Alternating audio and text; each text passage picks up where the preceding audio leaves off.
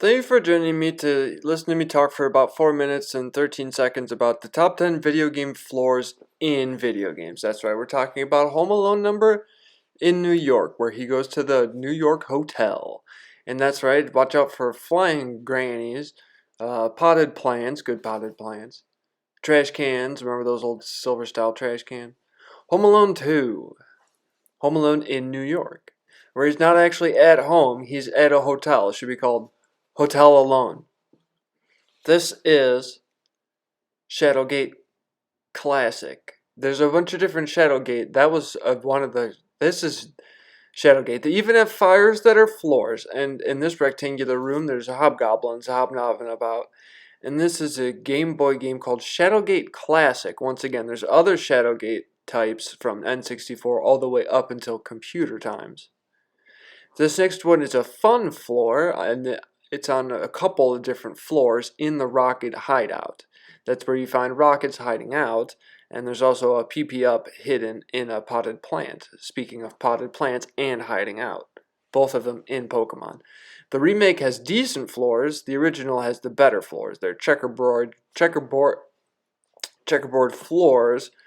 But this isn't just about checkerboard floors. We already did that. These are floors in general. Speaking of floors in general, Andy's room for the Sega, for the N64, Atari, for the Nintendo 60, Toy Story 2, Buzz Rescue to the Lightyear.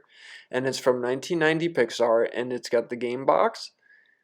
This is from Pokemon, or from Fable, or it's by Bo Jorgenborg. It's a game called Fairlight.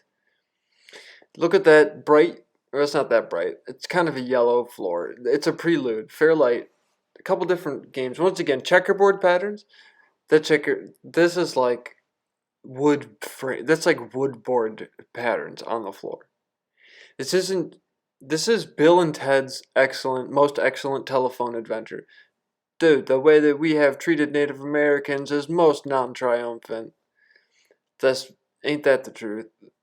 That's also, check out that floor. This is another good floor from Corey in the house. That's right, for the Nintendo DS. Check out these very nice looking floors, and you would expect them all to be very nice looking floors because guess what? They're in the White House. Corey in the White House. And this is Corey's waiter costume that you probably would have been using in the kitchen area, or maybe in a restaurant minigame. Kim Possible's Revenge of the Monkey Fist. This got the naked Romat Rufus. The naked Kim Possible. No, not naked Kim Possible. Naked Mole Rat. That's how it's said. Check out these floors from the Disney's Kim Possible Game Boy Advance game, and there are good floors for a Game Boy Advance game. This next one is floors that are very good. Please check it out. Just like Cubert has floors that, just because this isn't indoors, doesn't mean that they're not floors. They're on the ground that you walk on. It's not just the ground, though, because they're obviously built out of cubes or something. This is still Cubert. Cubert has floors, and they're the best number 2 floors in video games. But we can't leave without everyone. That's right. You all know these characters. I don't even need to tell you about them, but there's like Lloyd and Rain and all these other ones. Check out these floors. That's what we're talking about anyway. It's these floors from these video games, and it's called Tales of Symphonia for the GameCube. And there's a bunch of different floors in this game, and they are all the best floors in general, of course, says Lloyd. Thank you for joining me today for the top 10 floors in video games.